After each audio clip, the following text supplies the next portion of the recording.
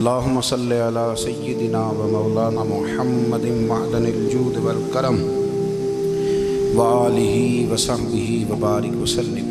حمد و صلات کے بعد عزیز دوستو، بزرگوں اور بھائیوں، امیر المومنین، خلیفۃ المسلمین، مراد مصطفیٰ صلی اللہ تعالی علیہ وسلم حضرت سیدنا عمر فاروق رضی اللہ تعالیٰ عنہ کو 26 ذی الحج کو زخم لگا تھا، قاتلانہ حملہ آپ پر کیا گیا تھا، اور یکم محرم الحرام کو اسلام کے اس بطل جلیل، اس قائد، اس لیڈر اور دنیا اسلام پر اپنی سیرت کے انمٹ نقوش چھوڑنے والے اس خوبصورت انسان نے دنیا سے پردہ فرمایا۔ حضرت عمر فاروق رضی اللہ تعالیٰ عنہ ان لوگوں میں سے ہیں جو ابن الوقت نہیں ہوتے، ابو الوقت ہوتے ہیں، جو وقت کے مطابق نہیں بدلتے بلکہ وقت کو اپنے مطابق بدل دیا کرتے ہیں۔ یہ وہ لوگ تھے کہ دین ان کا اوڑھنا بچھونا تھا، ان کا چلنا پھرنا دین تھا، ان کا ہنسنا اور رونا دین تھا۔ انہیں علم الیقین سے لے کر عین الیقین تک ایک خاص مقام اللہ نے عطا کر دیا تھا، تو بس پھر یہ سمجھ گئے تھے کہ دین ہی زندگی ہے، دین ہی روح ہے، اور دین ہی ہماری اصل ہے۔ نبی کریم صلی اللہ تعالیٰ علیہ وسلم نے فرمایا کہ میں نے خواب دیکھا ہے، کچھ لوگوں کو میں نے قمیضیں پہنے ہوئے دیکھا، کچھ کی قمیضیں ناف تک تھیں، کچھ کی پیٹ تک تھیں، اور کچھ کی گھٹنوں تک تھیں۔ عمر، میں نے تمہیں بھی دیکھا ہے، تمہاری قمیض تو پیروں سے ٹکرا رہی تھی۔ تو حضرت عمر کہنے لگے، حضور خواب کوئی دیکھتا ہے، تعبیر کوئی بتاتا ہے، پر یہاں کمال یہ ہے کہ خواب بھی آپ نے بتایا ہے، تعبیر بھی آپ ہی بتائیں گے۔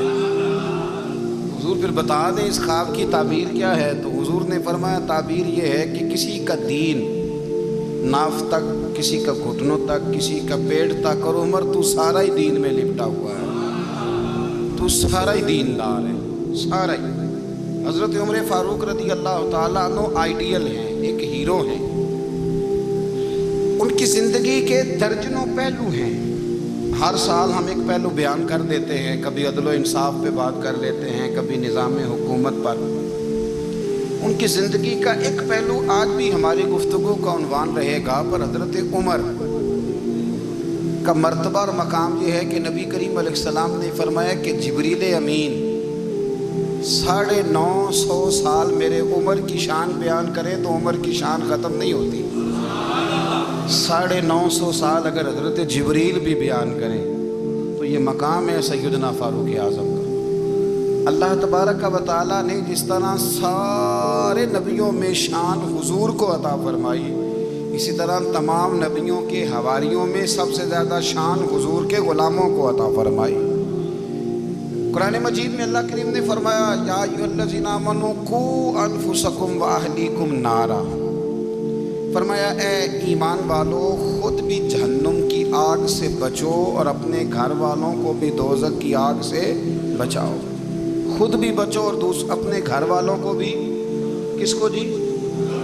جی ہماری ساری نصیحتیں باہر والوں کے لیے۔ باہر ہمیں بہت بڑا لیکچر بھی دینا پڑے تو چلتا ہے، بہت بڑی داستان سرائی بھی کرنی پڑے تو چلتی ہے۔ سٹیٹس اور معیار یہ ہے کہ سارا کچھ باہر والوں کے لیے، اور گھر کے وہ پھول جن کی آبیاری بھی ہم نے کرنی تھی، کوئی جڑی بوٹیاں اگائیں تو وہ کاٹنی بھی ہم نے خود تھی، دھوپ اور چھاؤں کا خیال بھی ہم نے رکھنا تھا، وہاں ہماری نظر نہیں ہوتی۔ پڑوسی کے بچے کیا کر رہے ہیں یہ سارا پتہ ہوتا ہے، اور میرے گھر میں کیا گل کھل رہے ہیں اس کی مجھے خبر نہیں ہوتی۔ حضرت عمر فاروق نے جب یہ آیت نازل ہوئی تو فوراً عرض کیا، یا رسول اللہ صلی اللہ علیہ وسلم، اس کا کیا مطلب ہے کہ خود بھی دوزخ کی آگ سے بچو اور اپنے گھر والوں کو بھی بچاؤ؟ تو نبی کریم علیہ السلام نے فرمایا، عمر اس کا مطلب یہ ہے کہ جن چیزوں کا اللہ رسول تمہیں حکم دیتے ہیں تم اپنے گھر والوں کو ان چیزوں کا حکم دو، اور جن چیزوں سے اللہ رسول تمہیں منع کرتے ہیں تم اپنے گھر والوں کو بھی ان چیزوں سے منع کرو۔ حضرت عمر فاروق کی زندگی میں جو چیز آپ کو بہت زیادہ ملے گی نا وہ یہ ہے کہ آپ نے جتنا کڑا احتساب محاسبہ باہر والوں کا کیا ہے نا اس سے زیادہ بڑھ کے اپنا اور اپنے گھر والوں کا کیا ہے۔ یہ بڑا عجیب معاملہ ہے کہ ہم جتنے لوگ ہیں ہمارا معیار یہ ہے کہ سامنے والا غلط ہے اور میں ٹھیک، یعنی دوسرے کا بچہ گلی میں نظر آ جائے تو اس کی غلطیاں نکلنی شروع ہو جائیں گی، اور میرا بچہ سارا شہر گھوم آئے ایک ٹائر پہ موٹر سائیکل پہ تو ہم کہتے ہیں کہ ابھی بچہ ہے، انشاءاللہ سیانا ہو جائے گا۔ اگر ابا جی آج تک سیانے نہیں ہوئے کہ اس کو سمجھا لیں تو پھر بیٹے کا سیانا ہونا تو ہو سکتا ہے کہ وہ 60-70 سال لگ ہی جائیں۔ گھر کے اندر جب تک توجہ نہیں ہوتی اور سب سے پہلے جب تک اپنی ذات پر توجہ نہیں ہوتی تو والد کا جب تک کردار بچے نہیں دیکھتے جب تک اتنی دیر تک ان کا تبدیل ہونا ممکن نہیں ہوتا۔ حضرت عمر فاروق رضی اللہ تعالیٰ عنہ نا باہر والوں کا بھی بڑا سخت حساب کرتے تھے۔ بڑا ایک گورنر صاحب نے لباس بڑا شاندار پہننا شروع کر دیا تھا تو حضرت عمر نے اتروا کے نا تو انہیں ٹاٹ کا لباس پہنا کے تو اونٹ چرانے کی ڈیوٹی دے دی تھی۔ اتنا سخت احتساب کرتے تھے۔ کسائی کی دکان پر بھی 1-2 گھنٹے کھڑے ہوتے تھے۔ جو آدمی مسلسل 2 دن گوشت خریدتا تھا نا فرماتے تھے اس کا ٹیکس بڑھا دو، لوگوں کو دال نہیں مل رہی اور یہ روز گوشت کھاتا ہے۔ حضرت فاروق اعظم اس کو جزیہ کہا جاتا تھا یا کچھ اور معاملات ہوتے تو بڑھا دیتے تھے۔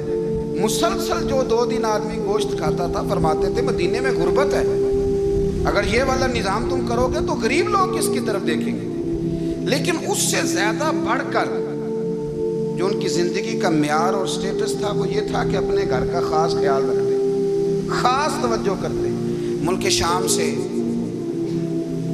اور ایران سے کچھ لوگ آپ کی خدمت میں آئے تو وہاں سے کچھ کنیزیں بھی آئیں، ان کے بادشاہ پیغام لے کے۔ شاہ ایران کی کنیز کو ملکہ نے کہا کہ نا حضرت عمر کی زوجہ کو دیکھ کے آنا ذرا کس طرح کی ہے۔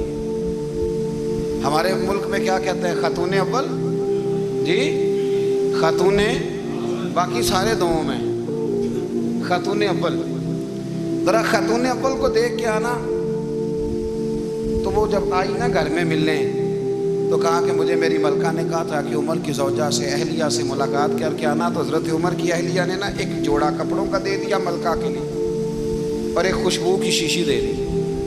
اب جب وہ تحفے وہاں گئے تو اس ملکہ نے نا کچھ سونے کا سامان بھیجا، کچھ زیورات بھیجے، کچھ تحائف بھیجے۔ جب حضرت عمر کے گھر آئے نا وہ خادم لے کے آیا، اس نے کہا جی آپ کی اہلیہ نے تحفے بھیجے تھے، تو جواب میں شاہ ایران کی بیوی نے یہاں جس ملک کا وہ سفیر تھا انہوں نے بھی یہ بھیجے۔ تو حضرت عمر فاروق نا وہ تحفے لے کے گھر گئے تو جا کے کہنے لگے اپنی اہلیہ سے یہ تو کب سے تحفے تحائف بھیجنے لگ گئی ہے، یہ کب سے نظام شروع ہو گیا؟ تو کہ حضور تحفہ دینا لینا تو ٹھیک ہے، سنت ہے، محبت بڑھتی ہے، تو یہ کوئی قباحت نہیں، اور میں نے اپنی ذاتی استعمال کے لیے جو چیزیں رکھی تھی وہ میں نے دی ہیں۔ تو حضرت عمر فاروق رضی اللہ تعالیٰ عنہ فرمانے لگے ہم نے کسی ملک کے ساتھ اور اس کے بادشاہ کے ساتھ ذاتی تعلق نہیں بنانا، تعلق جو بھی بنے گا رسول اللہ کے دین کی برکت سے بنے گا۔ ذاتی رشتے نہیں ہم نے قائم کرنے، ذاتی۔ آپ کے ملک کی جو ایئر لائن جس کا ہر سال خسارے کا ڈنڈورا پیٹا جاتا ہے نا، وہ ہمارے بادشاہ صاحب اور صدر صاحب اگر غیر ملکیوں کو گھوڑا کبھی بھیجنا ہو نا، گھوڑا تو پورا ایک جہاز گھوڑا لے کے تحفے میں جاتا ہے، پورا جہاز غریب قوم کا یہ سرمایہ، اور قوم بڑی بادشاہ ہے لائنوں میں لگ کے ووٹ دیتی ہے۔ 2 کام ہمیشہ لائن میں لگ کے کرنے، ایک بل لائن میں لگ کے جمع کرانا ہے اور ایک ووٹ لائن میں لگ کے، تاکہ پھر پورے 5 سال لائن میں ہی لگے رہیں۔ مرضی سے آپ ووٹ دینا پر جو بات درست ہے اس کو سنو۔ حضرت عمر فاروق رضی اللہ تعالیٰ عنہ نے اپنی اہلیہ سے پوچھا کتنے کا تھا وہ تیرا جوڑا اور خوشبو کی شیشی؟ انہوں نے کہا 3 دینار کی۔ فرمایا یہ 3 دینار تیرے اور باقی جو تحفے آئے ہیں وہ تو خود کہہ، چونکہ اس نے تیرے نام بھیجے ہیں، تو کہہ کہ میں مال غنیمت میں دیتی ہوں، تو کہہ میں مسلمانوں کو کہہ۔ تو زوجہ ہنس پڑی، کہنے لگی میں نہ بھی کہوں تو مجھے کہنا تو پڑے گا ہی، کہنا تو میں نے ہے ہی، کیونکہ سامنے عمر فاروق ہے، لہذا فرمایا کہہ دیتی ہوں میں نے دیا خزانے کو۔ حضرت عمر نے جمع کرا لیا۔ بھائی یہ کیا بات ہوئی؟ میرے گھر والے جو مرضی کریں، ان کا معیار زندگی جس طرح کا مرضی ہو.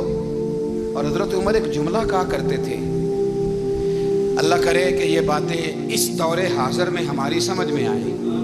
حضرت عمر فاروق رضی اللہ تعالیٰ عنہ اپنے بچوں کو فرمایا کرتے تھے کہ بہت آدمی کو بھوک لگی ہو نا، اور پھر اس کی پسند کا کھانا پکا ہو، جتنے شوق سے وہ اس کھانے کو دیکھتا ہے نا، فرمایا اس طرح پوری قوم اپنے بادشاہوں کے خاندان کو دیکھتی ہے. اس تیزی کے ساتھ دیکھتے ہیں کہ ان کے گھر میں کیا ہو رہا ہے، ان کا معیار زندگی کیا ہے، ان کا سٹیٹس کیا ہے. سیدنا فاروق اعظم رضی اللہ تعالیٰ عنہ